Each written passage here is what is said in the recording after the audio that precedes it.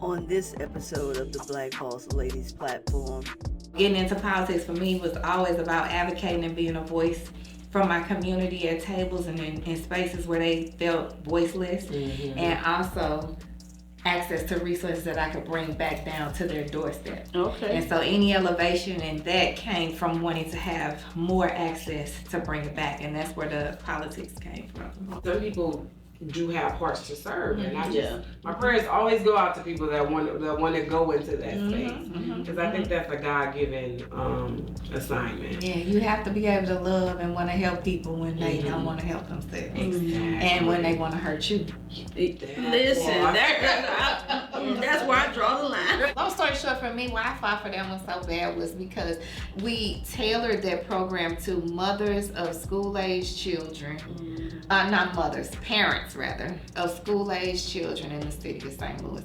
And what that meant for me is the bottom line of a parent who has to choose from eating or programming, eating or safety, eating or just a day-to-day quality of life for your child, and the balance of things. For a mother who is sending the oldest child of theirs, which is a little boy, into the store to steal something for them and their brothers and sisters to eat that night, which is real.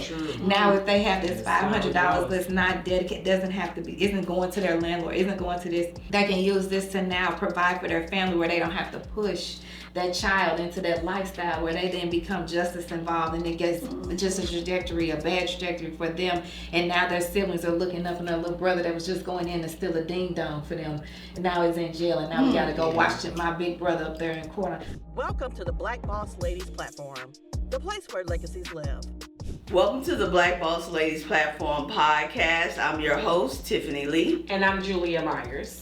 And today we have Alderwoman Shameem Clark Hubbard. I am so excited to have her on. I tried to get her on the show for a while, and then we ended up in the same room. We were texting back and forth, and we ended up in the same room, and I texted her, I said, "This is Tiffany Lee. I'm on the other side of the room." And then we connected then, and she has been like, "Yes, I want to come on the show." She is prolific in the city of St. Louis. She's the Alderwoman of the 10th Ward in St. Louis City. Whoop, whoop. Yeah. And she is a mother of 5 children. Can you believe it? Nah. Wife and mother. And as an Alderwoman, she has sponsored or co-sponsored over 170 bills in the city of St.Louis. So welcome to the show. Thank you for having me. Of course. So one of the first questions we ask all our guests is, how do you define success? How do I define success? One, it doesn't start with me. My success absolutely comes from the impact that I can make on somebody else. So anytime somebody responds with "this helped," we were able to, we're on our way, anything like that, to me is a step towards success. I don't think there's no level, platform, ceiling for success. We can always keep rising. So anytime we keep working and serving with each other, I think the movement, right?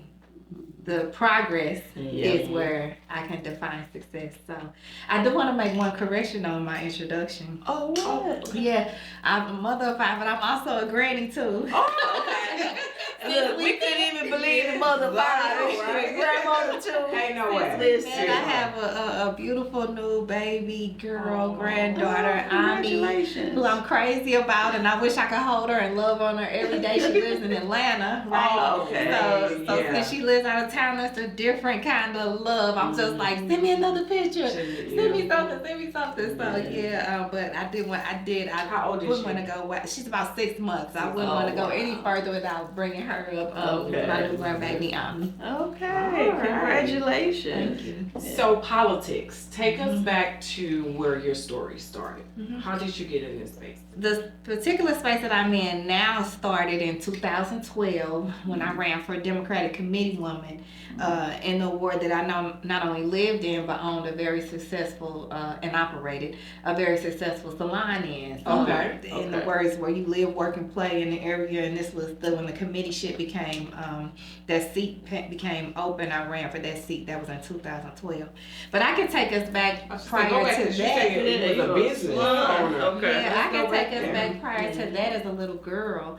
I watched my grandfather, Joseph W.B. Clark Sr., former alderman in the 4th Ward, the historic Ville neighborhood in the city of St. Louis. Annie Malone. Yes, Annie Malone, all of that. It was an amazing neighborhood and foundation for Black people, period, in the city of St. Louis at the time. It was like a hub, right? Yeah. And in the Ville area, and he was an alderman, president of NAACP chapters, regionally and locally, and just seeing him in his service and his work always sparked me to want to give back. So prior to me even running for elections, I would give back in the neighborhoods that I lived in. I moved back to the Ville as an adult. It was one of my first homes I moved back into, and just as a business owner, as you said, I just do back to schools and things of that nature and give back. So right? that serving has always been. It always is there. Some kind of So when these seats became available, this committee woman seat as well as the automatic seats, for me, it wasn't so much about the notoriety of the seat, but the access to the resources. And so getting into politics for me was always about advocating and being a voice from my community at tables and in spaces where they felt voiceless, and also access to resources that I could bring back down to their doorstep. Okay. And so any elevation in that came from wanting to have more access to bring it back, and that's where the politics came from. Oh, okay. business owner. Yeah. Let's go to that.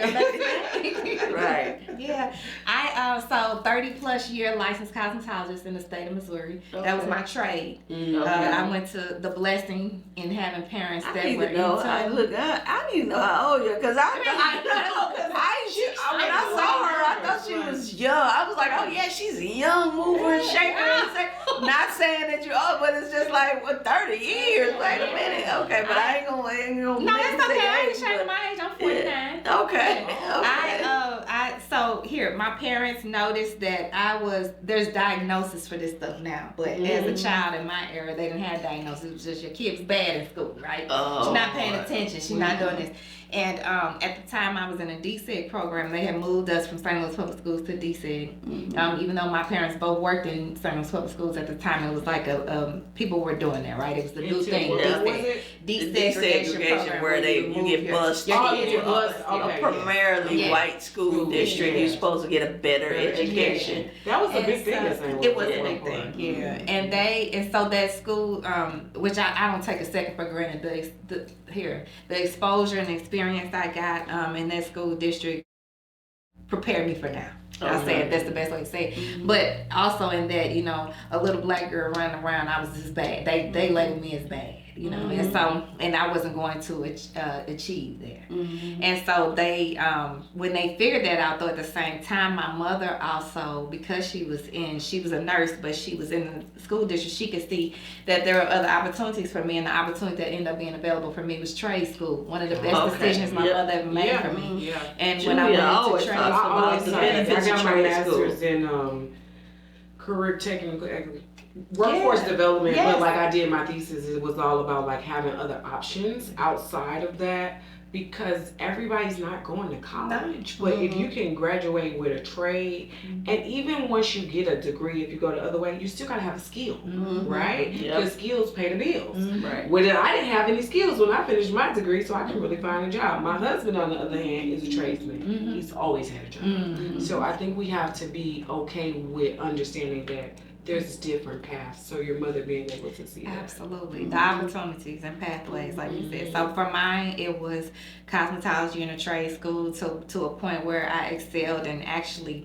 had gotten my hours at the state and went and tested and passed on my first try and got my Missouri State cosmetology license prior to me even technically graduating from high school. Oh, really? So Great. I moved out the house and was working in a salon and making money.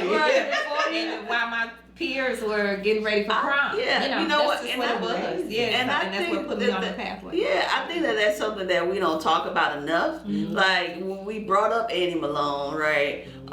We don't talk about that hair cosmetology has always been at the heart of the Black community, right? It has been a pathway for Black women to make money for a long time, and Annie Malone understood that And years it's still going ago, on right? now, And it's right? still going on now. Some of the And first everybody listens. millionaires for like Black women. Yeah, millionaires Annie Malone was. through And hair. Still then, now. you know, they say Madam C.J. Walker, but Yeah, we but- from St. Louis, well, I'm from East St. Louis. We know it was Annie Malone It was because she Annie came Malone. through Annie Malone. Yes, Right, absolutely. but yeah, exactly. And so, listen, the Black Woman Shop is Yes. it's a respected Produced a lot place. of- You get to make a lot of money, and people really respect. You know, we talk about black hair. So people, you really respect the cosmetologist. So yeah, it's a So great trade. you out there making money before you even graduate. Yes. You're working That's at great. salons. When do you open up your own salon? I opened up my own salon. I think I was about 28 or 29 years old around that time. I opened up my first salon, and was there for about a little under 3 years till I needed to expand. Oh, And I okay. went into a larger space. That was my second salon. Nice. Were you taking on other stylists? Yeah, too? I had other stylists. At one point I was always a soft, safe spot for stylists that were even in between, right? They needed somewhere to land for a day, a week, or whatever to get back on their feet. I did. So cool.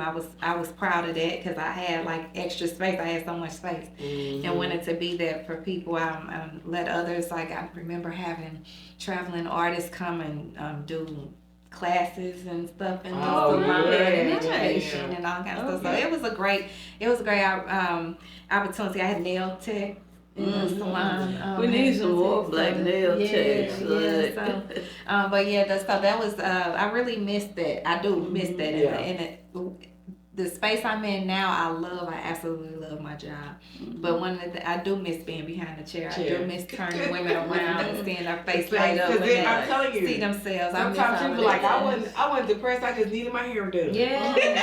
Let me tell you something. When life is so out of control and you don't feel like there's nothing else you can do, get your hair done. Yeah. It will change your energy. Yeah. It will. I mean, just do something for yourself. I will say that it's not just hair, but for me, of course, it was hair.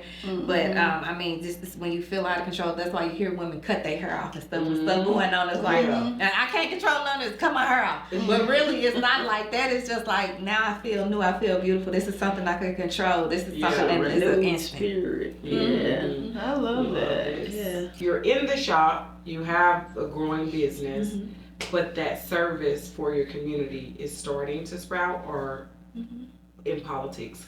It was it was already there. Again, I was doing like community events and stuff through my earnings and income from the salon. I always did stuff to get back. If it wasn't my own event I was supporting and helping someone else with their events from the impact of my salon was called Lonnie Lee. At the time I didn't have children, so I named it after my niece and nephew. Their names were Kalani and Leah. So I named it Lonnie Lee Hair Care Salon. So Lonnie Lee was big on just being a conduit for community, not only to feel better, look better, but also impact people and day-to-day quality of life in the community. So fast forward again to those when those seats became available. I was asked, I'm proud of that. I was asked to run for committee woman, and I ran and won. All of my campaigns have been grassroots, proud of that as well. I was just going to say, when somebody say, I ran and won, you're behind the chair, you're working, you have a business. That's like, in my mind, just sitting here, that's like putting on a whole different hat. You want me to run? Like, what does that mean to run? How does that look? Because that's taking on another identity in a sense. Well, the same way that I would go out and, by that time, my business had been going on and I kind of had a reputation and a name for myself. I had growing hands. I was good. I was big on hair care, right? And I was big on generational hair, right? So I was doing grandmothers, mothers, and children, all the same family. Yep. And so again, proud of that because I wasn't one. I didn't follow a lot of the fads in hairstyling and cosmetology, but I had built my foundation on that, and I was honest and I was kind. And you come in and get your hair done, be in and out. I was scared, I was one of them hairstylists that was Listen, the ones that y'all listen. y'all need to go and train. Yes. There's this TikTok going around. I need one of them old stylists. Yeah. The one that know they books but no, That's like, me. I have my book in my hand. that you come in and it's you didn't have to text the book and line. I know. Yeah, but seriously, that's where it was. But I say that to say the same way that in the beginning I had to solicit clients. To build my clientele is the same way that I got out and knocked those doors for these campaigns. I mean, came natural to me because I was always meeting and servicing new people behind the chair or on the block. Okay. And so, again, the access to the resources is what drew me to the politics. Let me tell you something. There's some stuff in politics I don't like. Yeah. I know. That's what people put that hat on. Just like teachers, I respect people that take on teachers, but I also respect people that actually say, I want to be in politics, because the mentalities, the cutthroat, the negative side of it. But some people do have hearts to serve, and I just my prayers always go out to people that want to go into that space, because I think that's a God-given assignment. Yeah, you have to be able to love and want to help people when they don't want to help themselves, and when they want to hurt you. Listen, that's where I draw the line. Now, I can love you through you not loving yourself, but if you trying to hurt me, it's war time. Yeah. But there's some people out there that you help and you harm. They think you're harming. Yeah, that's true. That is true. So the first position is the first position that you get. The Democratic Committee woman. Democratic for the ward Committee that I was woman. in. What does the Democratic Committee woman do? So in the city of St. Louis, we have the committee people technically by definition, they're supposed to be getting out the vote for the Democratic Party in whatever ward that they run and serve in. Okay. But in our communities, anybody that's deemed an elected official or anything like that, our community automatically sees them as a liaison between other elected officials, city services, the Democratic Party, whatever it was. So following that leadership of the Democratic Party and of that ward, I became more of, again, a liaison to who was then the former alderman of the ward, the state representatives, the state senators, the citywide elected officials. Working with them through the Democratic Party, I was able to be a conduit for them in the community. In addition to getting out the vote for the Democratic Party when the election times come up. Okay. So you're kind of revving the people up. Yeah. And you're doing the grassroots format, going out there knocking on the doors. And that was the committee person, but I also note about that is an unpaid elected official. So you run your race, typically you get your support from the Democratic Party when you win, and then the Democratic Party then boosts you because they want to elevate you to get out the message for the Democratic Party. So committee people are basically volunteered elected officials, but it also can put you in position to run for another elected office, which for me, it ended up being an alder person. Okay. Because you make all the connections and everything like that. You're already working in the community, getting out the vote for everybody else anyway. So, that's interesting. But for some reason, I guess I thought that the committee person, like the Democratic, because I interviewed someone for a different platform, and he was the regional Illinois committee chair, Democratic committee chair, and for some reason I assumed that was a higher position than the other positions. Is it? It's not, because one, you got to think about it like it's partisan. Ideally, if you think about it like that, there are reaches for the people that are associated with that party. So just for instance, just like I was a Democratic committee woman, there's also for a ward you can have the Republican committee woman, you can have the Green Party committee woman, you can have the Independent Party. All the different parties typically have their committee person for that ward or district. In the city of St. Louis and in the state of Missouri, we have the Missouri State Democratic Party. They have titles and positions that they hold at the state Democratic Party, and then we have the national Democratic Party that when you go to the conventions and things of that nature, so they hold positions and things in that ideally will work up through if you wanted to hold, but again, it is associated with that party. So are all you guys working together once you get these positions, like the positions you just talked about? Is like all those titles? Are you guys working together as a team to get things done? Or once you get the position, like, what does that look like? Ideally, you will want, and somebody like me who's in any position, you want to be able to work with whoever's in that party with you to work to get things done. So under our big rainbow here, yes, everybody's working together. We're having a great time. Right. But I'm here and I'm always going to be 100. I'm always going to keep stuff 100. That's not the case. Okay. It's just not the case. You can have people in the same party intentionally creating division. And we see that now on a national level. Yeah, right? I mean, working against each other. And that is the distraction of that is what causes the parties to not be successful in initiatives and things that they want to do, because you can't fight inside and outside too. Yeah, because that's I know. Well, I spoke with someone else, and that person said, well, in the city of St. Louis, the state of Missouri is like you have white Democrats and black Democrats. They don't necessarily always work together very well.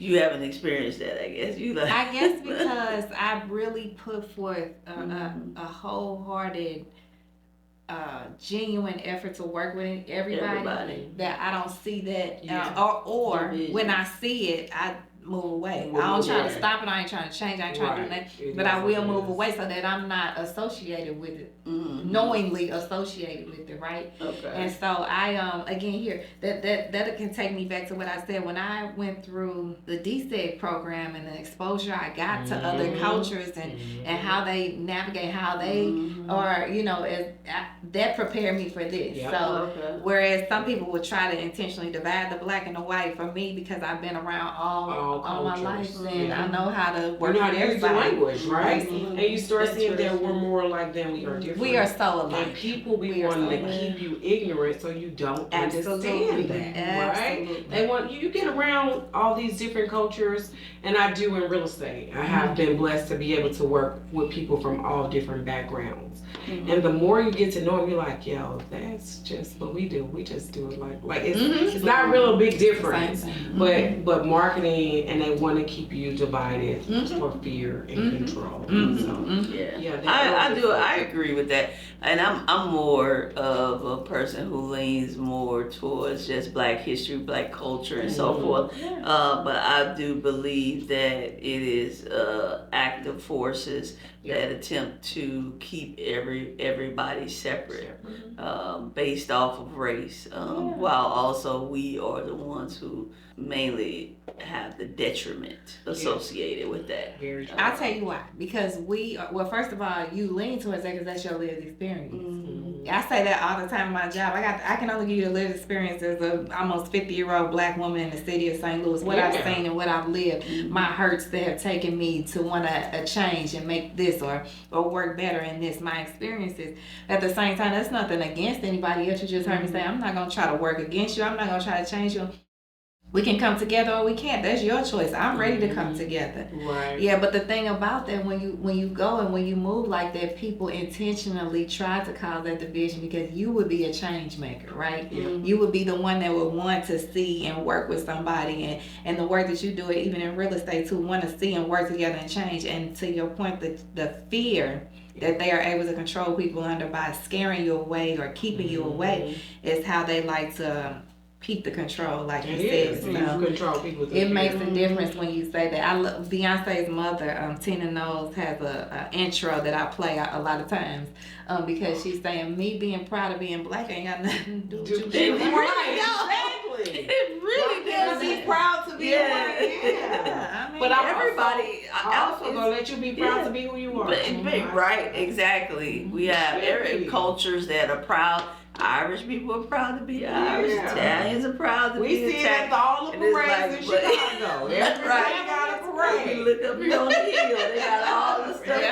And that's fine. And I believe that everybody should be steeped in their culture and everything. And I actually think when you are, and you get with somebody from another culture, that's how you're able to see, like, oh, we got the same thing. Yeah. We do that. Oh, because I know my culture. So now I'm more open to hear more about yours because we have something in common. Yes. Right? So what is that position? How does that go? How does that lead you into the Alderlady position? That role and that position is a 4-year term. So Okay. I was that 26th Ward Democratic Committee woman from 2012 to 2014. Oh, okay. And in 2016. Yeah. And in 2016, my youngest two daughters were at an age where I kind of wanted to have more time. I had to let something go, right? Because you're Made a still choice. doing hair too, I'm right? still at that time. Yeah. I still own and operate again a successful salon. Mm-hmm. And so I made the decision in 2016 not to run for re-election. However, I did not still do the job. Because at that time I had built up so many relations. People knew to They call weren't gonna me. let you not do it. I'm always giving out my personal cell phone number. So Oh my people God. like, Yeah. oh, you're not still a committee woman. And even if I would say no, they like, okay, well, such. I need you to say, that don't make a difference. They like, what you We got? don't care nothing about that. Right. Yeah. So, But again, that's I did. strong relationship building. You're right. Absolutely. So again, in that time, I did not didn't transition from the work, just transition from the position. Mm-hmm. And so then the former alderman, who I had an amazing relationship with, took a position in another office. So the Okay. seat was vacated for the Okay. 26th Ward alderperson. Mhm. And I prayed about it, and really at the 11th hour, when I say the 11th hour, I mean it was probably, if not the last day, the day before that you could file to run for the office. Threw my hat in the ring and ran my race. Again, a real true grassroots campaign that I was proud of. Honestly, just showed up everywhere myself and answered questions and responded and built off the people that knew me and knew how I had served as a committee woman.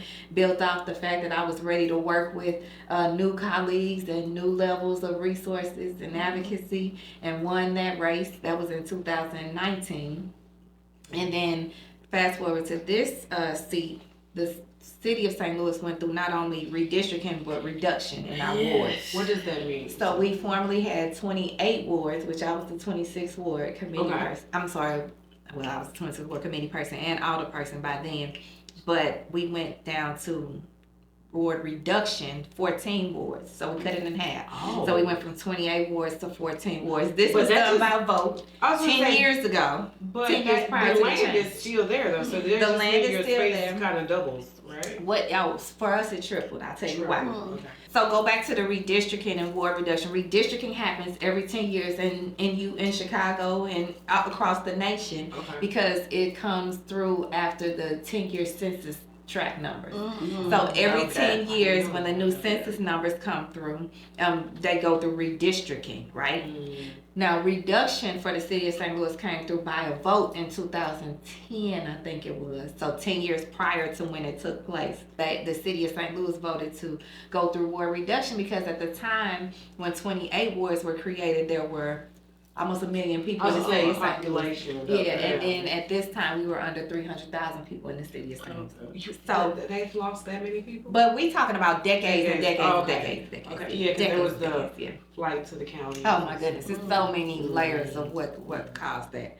So in the redistricting and the ward reduction, then we went down to the 10th ward, of which I picked up 4 wards that fall in the new 10th ward. Not the entire wards, but sections of 4 different wards were put together, and many of the wards are like that. Several wards came together, and that's when I ran in 2023 for the 10th ward, the new 10th ward.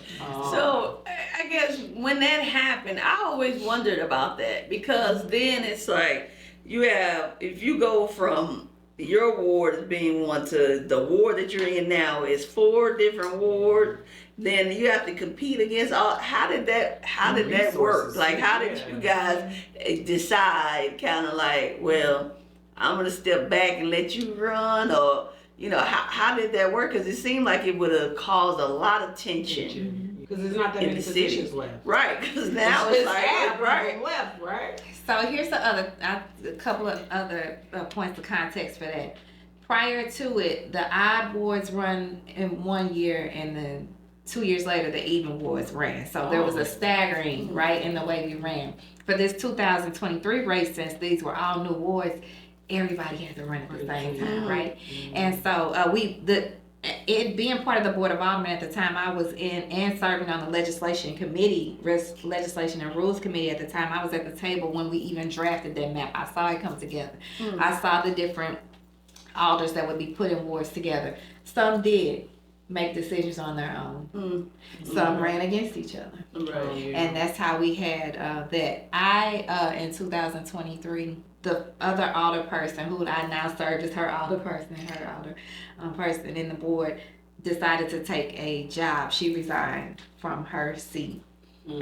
And so we didn't run against each other. And this is somebody that had a relationship on the board because we served with each other and still have a relationship now to this day, which is great. I ran against another person that had lived in the ward for this seat. But with that being said, these kind of things and conversations come up in different ways all across the board. And it just depends on how you served outside of an election campaign, outside of an election cycle, that can gauge how you're going to be able to serve and make decisions on who will run, work together, and support each other and running for their different positions.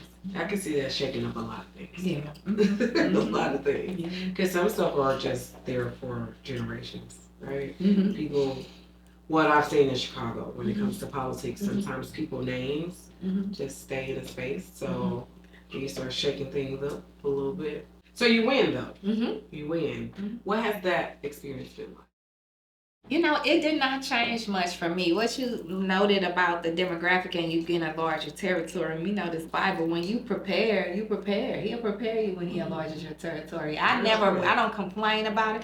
I never once had any anxiety or fear about having a larger territory. I knew the same way I served my furthest northeast point in the ward, which is in North St. Louis at Taylor and Martin Luther King, is the same way I served my furthest southwest part of the ward, which is Clay Road and Tinker.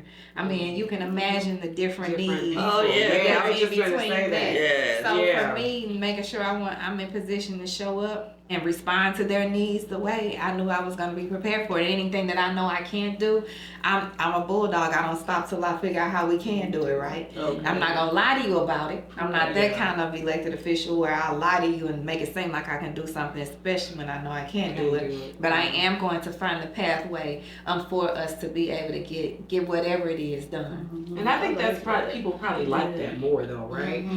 Being authentic, like, y'all know I can't do that. Right. But I could try to do this, right? Exactly. You know, you keep the people heart more because they know at least you're trying to do something, but some things are just going to be out of your control. Absolutely. So let's talk about these 170 bills, though. That's That's a what I lot of want work. to know. being Like, done. what are some of the things you're proud of? Things. Yeah. Some of the things, again, when I talk about legislating off my lived experiences, I passed legislation for the Crown Act in the city of St. Louis, which is against discrimination about how we wear our hair, right? Yeah, And I met one of the people who started that bill. Well, we all did because we were at the NAACP banquet and she spoke there. Yeah. The Crown Act. And you would think like we still dealing with that, but we are. We absolutely are. We absolutely are. Like it's 2025. I gotta fight for the way I want to wear my hair. To wear your hair in its natural state. Not even like the way I want to wear my hair, but my way it grow out of my head. I can't wear it that way. Yeah. So for me, when I was passing that legislation, it was kind of like where my passion met my politics, right? Because of my background. But let's go for it. I mean, I passed bills all the way from here is what may seem small, but it's not. And still have the legislative where a speed hump goes, or bump traffic. You know, that actually matters. Let me tell you. I was shopping with a client one day, and my husband was there. He probably remember this story, but he didn't want to buy a house if it had too many speed bumps on the street. He didn't understand. He said, "No, I kid you not. Why all these speed bumps here? I don't want to buy a house on the street with that." I was like, I've heard a lot of reasons why not to buy a house, but speed bump has not been one. I guess you got to think about what is there an issue over here with traffic to why they put all these speed humps over here. But also, I'll take you somewhere further than that. when I'm legislating those speed humps and we are placing them, you do have people that say, I don't want them in front of my house because of the noise that it makes when a car goes over the speed hump. And can they make them not so big? They just put some in my neighborhood and it's like my car. Yeah, those over in your neighborhood are crazy. They crazy. But the ones you guys did in St. Louis are great. Yeah. They're just the right. I'm in Chicago, so like these are ridiculous. Yeah. But The ones you guys did. small. It sounds fun, yeah. So I have to legislate that. I've also legislated some of the bills that I'm most proud of. Legislate funding. No money, no mission. And in the city of St. Louis, when you're funding programs or even either you're funding new programs or accepting grants for programs that have already been in place, it takes legislation. And I filed and carried several pieces of legislation that have funded things from violence prevention to affordable housing to lead testing to health department needs and programming. Public health and safety too. Yes, so I mean those bills make a difference too, are some of the ones that I'm most proud of because some have stood up programs. I carried the legislation literally on my back that had guaranteed basic income in the city of St. Louis. I saw that because you could apply for it. I wanted me some of that free money. What was it? Basic income. It's guaranteed basic income. And it's not a new idea. Guaranteed basic income came out of the poverty plan that Martin Luther King championed when he was on the ground working for communities. And what it is, it came out of ARPA funding. We were able to start this pilot program. Guaranteed basic income was a $500 monthly stipend to families. Like that in Chicago. Yeah, they did it across the country. And it was really overseas. They've been doing it for many years, but then it has been something that has been now introduced here in America. And I saw it in St. Louis City. Yeah, I carried. But I think it's good though. Talk about the benefits of it, because I think a lot of people. I'm making a joke like I want some of that free money, but it's serious, right? It's the serious. benefits of the basic income. You know, I have to do a caveat that we had opposition for that bill. Of course. I literally had to come fight for that bill. Had to run through the airport like O.J. Simpson to come and carry that bill because when I was getting off of a plane, one of my colleagues texted me and was like, sis, they trying to strike out guaranteed basic income. You know, we can do that when we legislating on the floor. So one of my colleagues was trying to literally strike. He would have accepted my whole bill that funded, I think, 16 point something million in other programs as well, if I remember correctly. But he wanted to strike that out. Okay, and so I came and I fought for it and won and worked that floor and won. That's all of our meetings are recorded live, so I go back sometimes and watch meetings like that. Or you was doing that. Encourage yourself. Look, let me tell you something. Because I had to look back like you made it through that, so don't worry about this one. You can get through this because you made it through that. But long story short, for me, why I fought for that one so bad was because we tailored that program to mothers of school-age children. Not mothers, parents rather, of school-age children in the city of St. Louis. And what that meant for me is the bottom line of a parent who has to choose from eating or programming, eating or safety, eating or just a day-to-day quality of life for your child, and the balance of things. Having to go through different services that might knock you out of another service, right? That's real Having bad though, because show sometimes you may make $20 over. Yes, it was. And they won't give you the EBT. Yeah. But it's $20. It's the working. There's a demographic of working class poor that is real. It is. That is real, and so that was the demographic. And they're not the sitting it's there always a stereotype. It's a stereotype. Like, think about how much rent costs. Yeah. You know, Yeah. rent is expensive. I haven't looked for a job in a long time, but I was recently looking at somebody when they told me the amount. I was like, yo, that doesn't. How would that? Yeah. That's Exactly. working poor. So That's for me, ridiculous. what it meant is there's a mother out there who had to choose, and this $500 in her bottom line for a month for 18 months. Think about the difference in the trajectory that can make. And let me tell you why. It also came with wraparound services, financial literacy programming, access to other things. You had to be banked to get it, which means if you were eligible, qualified, and got accepted into the program, you were automatically entered into the banking program. So many of our families have been taken advantage of by predatory lending and everything like that because they're not banked.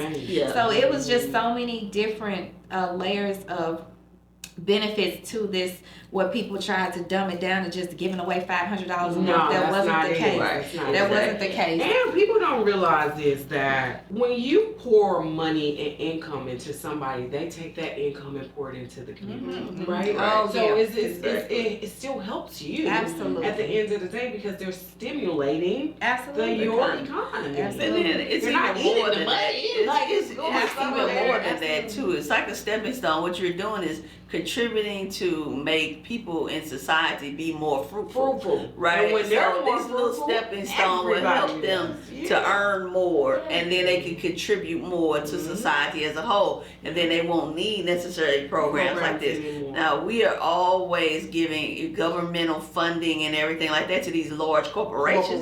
They're on corporate welfare. They try to act like they're not. You know what I'm saying? They're not getting. Everybody is always wanting to pull money from what they consider the little people in society, while we continue to give money to these billionaires and multimillionaires all the time. It's like people just want to be able to take care of themselves. Yeah. That's what they want. Absolutely. So- Well, listen, when you talk about the unhoused, that's a whole nother. Yeah, because I never level of understand how you don't just but- use the money to get the houses. Yeah, Like, well, we have to. Well, sis, I can get. Well, now we can have a conversation about that. I wish it was that easy, because it would have been done, but it's not, and we can go off into that. But I will say, a couple of other things. Since you brought up the unhoused, you did not have to be. This could go to an unhoused. Think about the difference it would make with an unhoused parent to have this bottom line of this $500. Okay, and then also I talked about it being violence preventive. Why? Because and everybody that I would say this to, I would say, you must not have my lived experience if you just can't believe that this would make the difference like this. I said, for a mother who is sending the oldest child of theirs, which is a little boy, into the store to steal something for them and their brothers and sisters to eat that night, which is real. Now, if they have this $500 that's not dedicated, isn't going to their landlord, isn't going to this, they can use this to now provide for their family, where they don't have to push that child into that lifestyle where they then become just as involved, and it gets just a bad trajectory for them. And now their siblings are looking up, and their little brother that was just going in to steal a ding dong for them, and now he's in jail, and now we got to go watch my big brother up there in court. All of these things are real, right? But you would hear people say, that's not, that is absolutely the case. So $500 to a parent like that, bottom line, a month that they can bank on for 18 months. Come on, that makes a difference. And I think, one of the things, I used to work in child abuse and neglect, and one of the things that I always notice is, a lot of times when you have kids that are you have multiple families living in a household, it just sets up for abuse. It does. Whether it's physical abuse or sexual abuse, physical abuse because it's not my kid and you leaving this kid here while I'm going here and so forth. Sexual abuse because there's nobody in your family, and people have those horrible proclivities and stuff.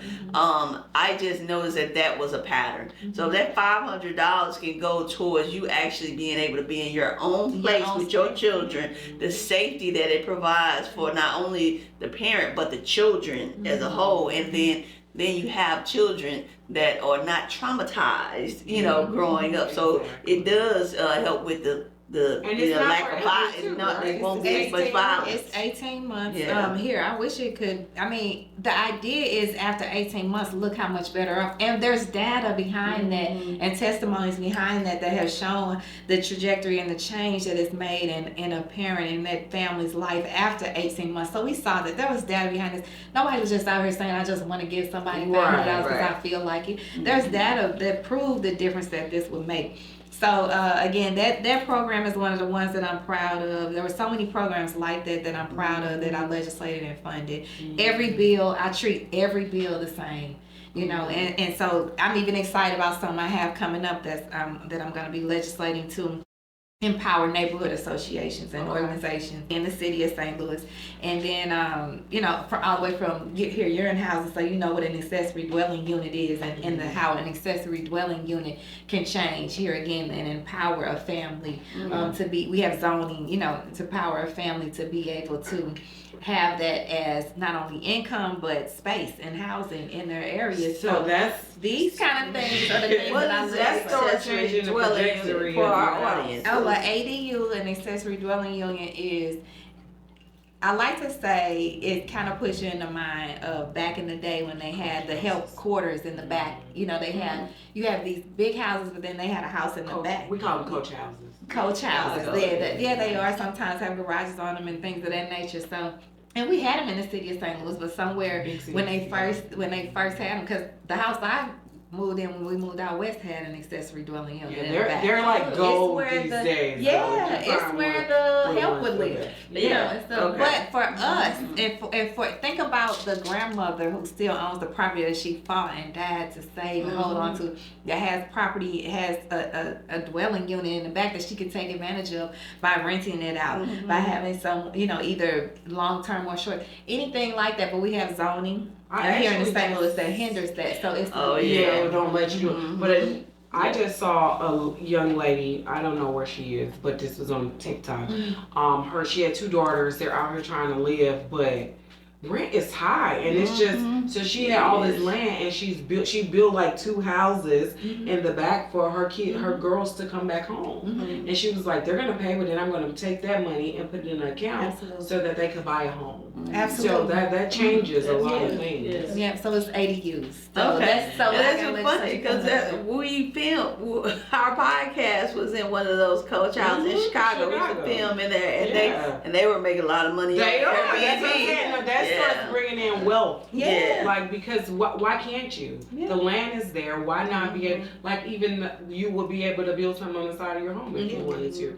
My lot is pretty big on side. I could do that, but Chicago's not gonna let you do that. You know? So those kind of that can change a lot of This people. is it's kind of a national effort. So I mean, if it's something in Chicago that you being a realtor, here, you want to know who brought this legislation to me, which is not out of the ordinary. So if nobody's rolling over, waking up in the middle of the night writing legislation all the time by themselves. We do that too, but people will bring ideas to us, and who brought this idea to me was the Realtor Association. Yeah, because it's happening in California. California was supposed to start. California's having a whole lot of issues with housing. But housing is going to be a problem across the country. It is a problem. It's growing. And it started hurting my heart, and I don't want to go down there, but the road too much. But like, I'm shopping with clients, and they don't have small budgets. But some of the stuff that's out there is just like, they need help. We need some help. Yeah. The housing market needs some help. So, where do you see yourself from here? Is this space you think you're going to stay in, continue to serve the people, or is it like, I got my TikTok, I'm getting up? I guess I can answer that a couple of different ways. I do have a TikTok, I'll tell you why, timing, because what I see from my experience is that people that stay in these positions long are not very impactful. The longer they stay, they get caught up in their, complacent is a good word for it, or they get caught up in their own personal agendas. It's natural, we're human. Get caught up in their own personal agendas. They have either built bridges or torn them down that causes them to react in communities and serve in communities different ways. And since they have access to power, they then unfortunately sometimes weaponize resources and access, right? I don't want to be that person, right? I want to get in here, make my change, make my difference. Make a difference, not my difference, and move into wherever God leads me to, right? I feel like I can lead and serve and change from whatever position I'm in, wherever I'm at, be it an elected title or not, wherever I am. I just want to be happy and healthy in that position, so that I can have the most impact. So while I don't know what that TikTok is, I believe it'll be a message that'll be sent to me. It'll be a sign. It'll be like, no, let me get you out the way over here so we can put you over here and do this. Until that, 10 toes down, 100% in where I am, right? They might not gonna let you leave though. So I don't see personal cell phone number. They They might be holding You have on to change you. the number. You have to retire and change the number. Listen, the way I serve is for the greater good, and I'm gonna tell you, the greater good won't want me to leave, but they don't understand the fight I have with the people that want to stop a person like me, and want a person to quiet a person like me. So as long as they keep helping me fight that, and I'll stay and fight wherever I am, But I can't lose myself in it. I agree. Do you have some materials here you want to share? No, I actually just brought this is what we pass out in the community. This is a good neighbor guide. And what I brought this for was just in case some specific questions came up or contact information came up, and I wanted to make sure I had it in front of me. I never know when I'm speaking, like if somebody say, well, what's the number to that department? Or what do you do about that department? Always think about prepared. Yeah, so I'm like, let me just have this. So I had that, but this is not everything I know already, but it's something that I pass out in the community to share. So let me ask you this. If someone's sitting here watching this interview and they're like, man, I would like to serve my community, what would be some advice you would give them to head in that direction? The first thing I always say is to remain true to yourself and your God and your post in your community, because in this position you have to know that you are going to you're gonna get challenged, right? You have to be able to react. You're going to be compromised, be in positions where you can be compromised. And if you're not true to yourself, you can be easily compromised in things and things that are just be greedy for yourself. I heard somebody say that when people get in these positions and you're not used to access to power, if you have that kind of personality that would then take advantage of it, then you'll use it, right? And I don't have that personality. I'm proud of that. Nobody has to go through anybody to reach me. Every decision I make is not for me or my children or not my grandbaby, but for the community as a whole. That's my gauge. That's my guide. It's my easy yes or no. If I feel like this ain't right for the community, even right now or in the future, it's a no. I don't have any space for that. But anytime it is, then that's what it is. That's what it is. And I'm 10 toes, like I've been saying, 10 toes down. I'm ready to work for it. So I would say, show up as your authentic self. Use your common sense, your heart, your mind, and your God for your community, and also show up not just when it's time to run for this office. Oh, please. Whatever Exactly. it is. I love that. Yeah, I love that too. Yeah, and I'm glad that we finally got you on and everything, because you are dynamic and you're really for the people. And so I love I to can see feel that. it when she talks. Yeah, Exactly. exactly. Well, Alderlady Shameem Clark Hubbard, you are a Black Boss Lady. And your legacy will live on the Black Boss Ladies Platform podcast. Thank you. All right, thank you. Thank you for joining us on the BBL Platform Podcast, the place where legacies live. We hope you will join us on our next inspirational journey to success. Be sure to rate, like, and subscribe to our show. For more information, please visit our website at theBBLplatform.com.